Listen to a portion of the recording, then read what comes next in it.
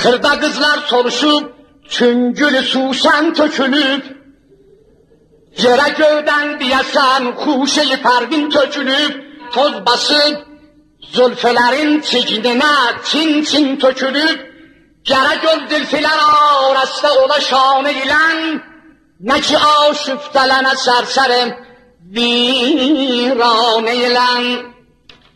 Bir Reşidə xanımı gördüm, uzaq qaməti var, hami öğretlərə, qızlara müdiriyyəti var, əyləşib durmağa dəstur verir, hürməti var. Qulaq, ondan hər qız ki, tam istəsə rəngi saralır, əl çəkər dilkinə, əşq işilər almışım.